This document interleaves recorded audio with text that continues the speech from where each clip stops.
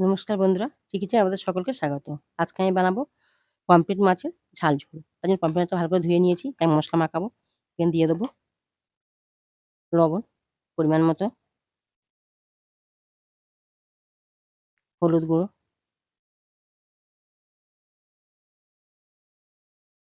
লঙ্কার গুঁড়ো, এবার দেবো অল্প একটু সর্ষের তেল।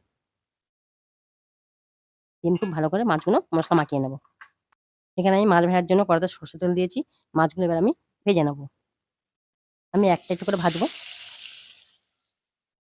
দেখুন এই মাছটা আমার ভাজা হয়ে গেছে, আমি তুলে নেবো। আর বাকি মাছগুলো ঠিক একইভাবে ভেজে নেবো।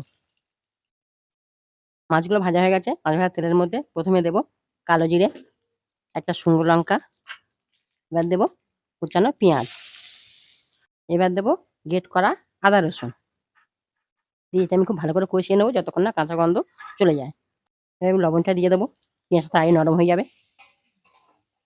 এবার দেবো হলুদ গুঁড়ো ঝালের জন্য, লঙ্কার গুঁড়ো দিয়ে আমরা কষাবো।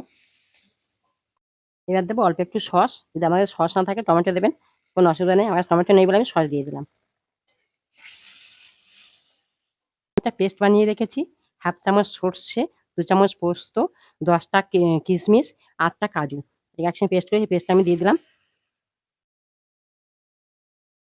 মিক্সির বাটটা ধুয়ে দিয়ে দেবো অল্প একটু জল দিয়ে আমরা খুব ভালো করে কষিয়ে নেব। দেখুন মশলা তেল ছেড়ে দিয়েছে, এবার আমি দিয়ে দেবো পরিমাণ মতো জল। ঝোলটা ফুটে গেছে, এবার আমি মাছগুলো দিয়ে দেবো। উপর থেকে কয়েকটা কাঁচা লঙ্কা চেরা দিয়ে আমি ঢেকে দেবো।